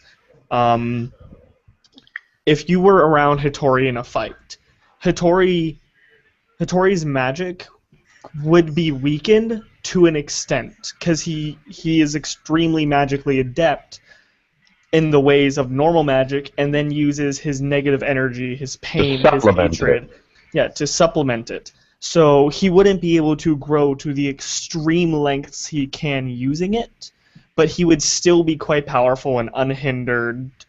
Generally, he just wouldn't be able to get to that intense amount. The poster boy for for the empowerment. love. Why am I twice? So Hitori's immense strength would still hit you hard. It just wouldn't hit you nearly as hard as it could. I love Pete. And I do believe there are other forms of magic in Tedranog that is affected by energies and emotions. Yeah. That's going to be interesting if when I get this character out there, because as a Void Runner, he's adept at transforming sin energy into core energy and then using that. But before I go any further, what exactly does one do with core energy? I think Grizz's internet crapped out on her. I'm here. Oh. It spazzed on me. Okay. Ooh. Oh, actually, I just thought of someone else. On Crisis, Suffering, he uses Sin Energy also to fight, which actually I would love to see him near you.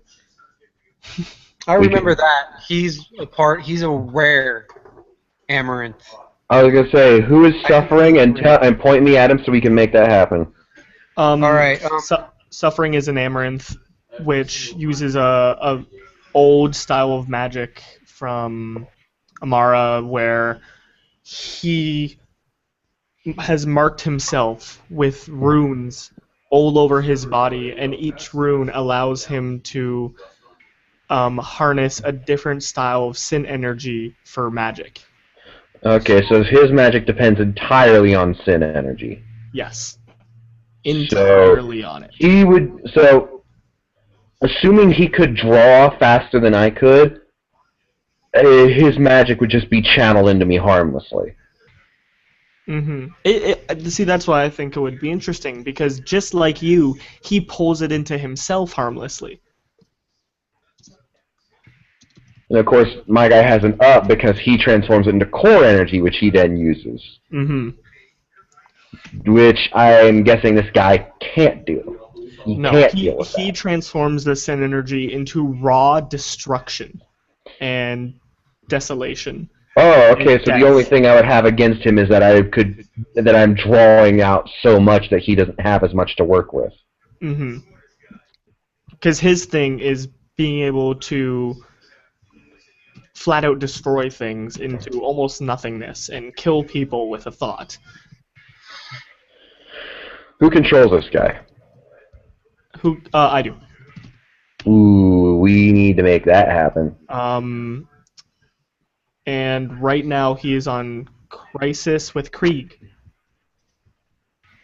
Alright, now, yeah, I remember that. He's so, right near Krieg.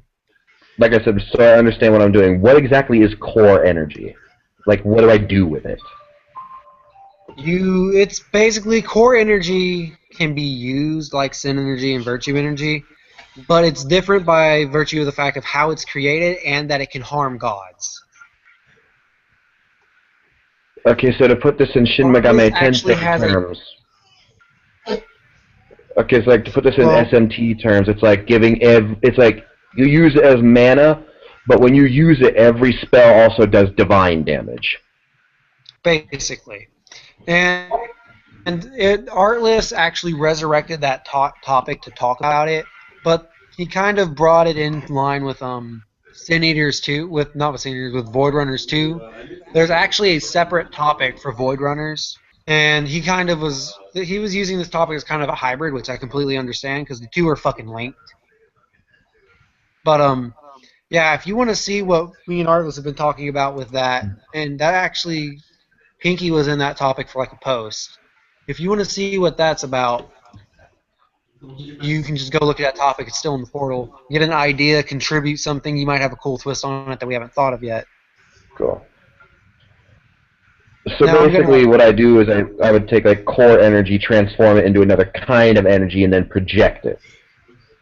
Well, go see if that fits your thing. You might be able to. Oh, okay. Might be some kind of ultra pure energy, but alright, now I'm gonna kind of go around, and this is gonna be our last little bit before we end the podcast. I'm gonna ask each of you, you may not have a character yet, and you may not have any actual plans, but I'm gonna ask you each what you kind of intend to do for your character, or like a character, not all of them. And you get to pick which one you talk about, okay? Silence agrees. Well, as far as the idea I've had goes, basically, the character really doesn't have any motivation on his own. It really is going to depend on who and what he encounters, and that's going to set him on his initial path, and I'm just going to try to do it very organically. Alright. Axis, what about you? Basically, it's just a matter of building Axis up from the ground where it's not such a messed up universe. She's gonna take her second chance at life with a full throttle. And what's gonna happen eventually is she's gonna. I don't think she's gonna do better, but again, it's like Jared says, it's a matter of who she meets and how she goes about it, and what's really gonna dictate whether she follows through with what she wants to do or not. In the long run, though, there's a couple of my characters that I want them to kind of unite, because they kind of have plots for each other that need to be given some closure. So, Axis's ex-wife is potentially making a return, which is going to be a nightmare, but it's going to be something I'm going to play through because that needs to be closed, because there's an ending that was never given to that.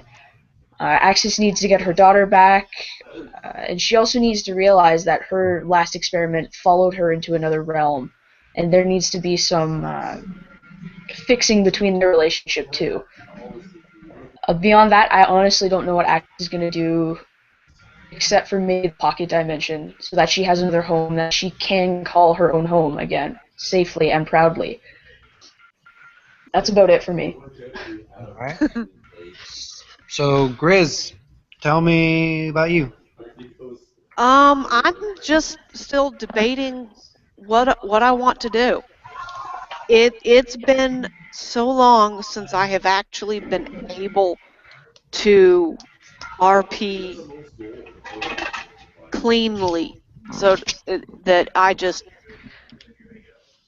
I'm wondering if I even still have the ability. I mean, because I was having problems even before the Onyx bullshit, but Onyx just did not make it any easier. I mean, I understand the logic behind some of the reactions. It tanked my ability to think creatively in just so many freaking ways. How do you even mean? Like, I don't. I mean, yeah, well, that whole thing was fucked up, but I've been having problems for a rather long time as it is. It goes back to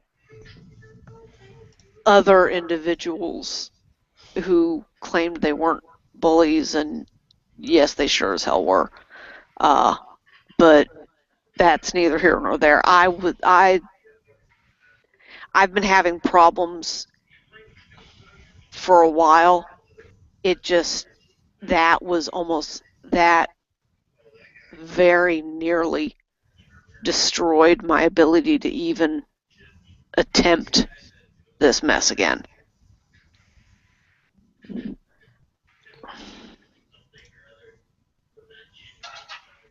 It's hard to explain. It just. Well, I don't think I can completely understand, but I can say that I get it. Does that make sense? Yeah. I've always been fairly sensitive to environment, to circumstances. It's always been fairly difficult for me, particularly because I don't do well in new environments. Yeah. And there's a reason I had stopped tabletop role playing for a good 12 years. Because of similar circumstances. And I know I've got Kibble. I know that since Kibble's a turbo cute, Kibble could quite effectively work just about any damned where. I kind of want to restart Lynn because her entry level form is one of those that is rather interesting as a point of contrast, because everybody always plays the epic heroes. Nobody really plays the every person, and that's really what Lynn is. She was there to be the Bilbo to everyone else's 12 dwarves or 13 dwarves. Lots of dwarves. Yeah, it's 13 because he was the 14th. He was to keep them from being an unlucky number. Well, I know there's Happy and Sleepy. That's the Dopey. 7.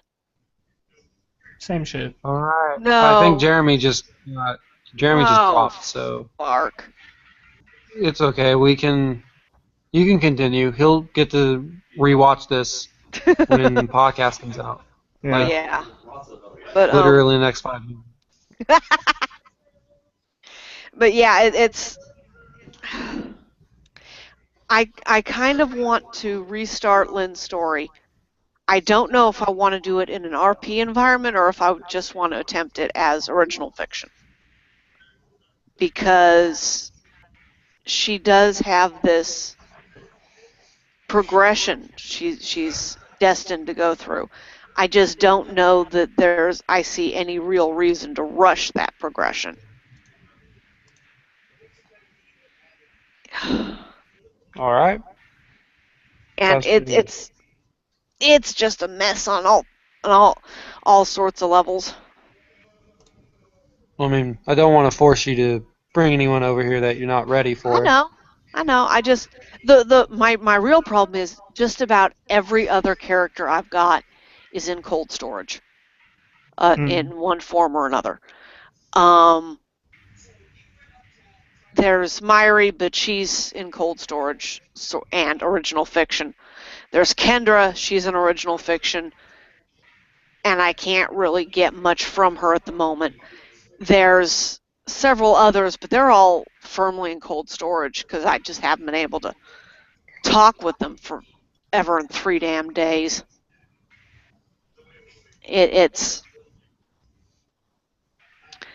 I'm not just real sure.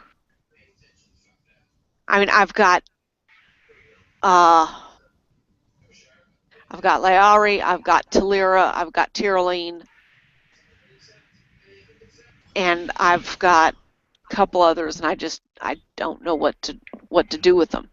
There's also distinctly elven. I don't know that. I'm back. Oh, good.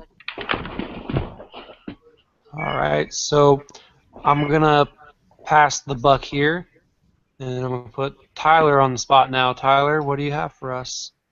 I actually have to talk with both Axis and I don't call her Elodie about this, but when Axis creates the pocket dimension, I have every intention of trying to pull various parts of Tyler from his timeline into this universe. Like, I want Holy to try shit, I'm gonna have a follower. I was going to attempt to, with Axis, after inadvertently recreate younger Tyler Oh by my god. creating Sebastian. Yes, And he then, returns. and then his memory, if she agrees to it, would also create a one of the original versions of Kia, and their relationship would get a reboot, sort of. And at the same time, he would have a point of reference. He would have a point of reference to what not to do because he has his son there too. Just realized what, Chels? I'm the start of Kia and Tyler all over again. We were gonna do it anyway, Axis. You just offer a very good way to do it story-wise. Damn it! But Did you start it the last time too, or what? No, I just. I'm gonna Oh, talk to god damn you. it. I'm gonna talk to you and her about it, and we're gonna try and work something out. Okay. Because Sebastian is coming Honestly, back no matter what, because I can Yeah. see her inadvertently bringing him back for the reason of having something. She didn't get a chance to. Yeah. And she needs. Honestly, at the end of the day, if Axis brings back a version of Space Paranoids of her own design, she's gonna need people to help her maintain it. At the end of that, there's no if and or but around that. For as many AIs or whatever she could make in that world, she still needs people on hand. Exactly. And the first few Sebastian- people she's gonna remember is Sebastian, because I picture in my head, if I'd had a chance to roleplay with Sebastian, that she would have trusted him with a lot of things before moving on, because she would have seen a lot of potential in this young guy. Yeah.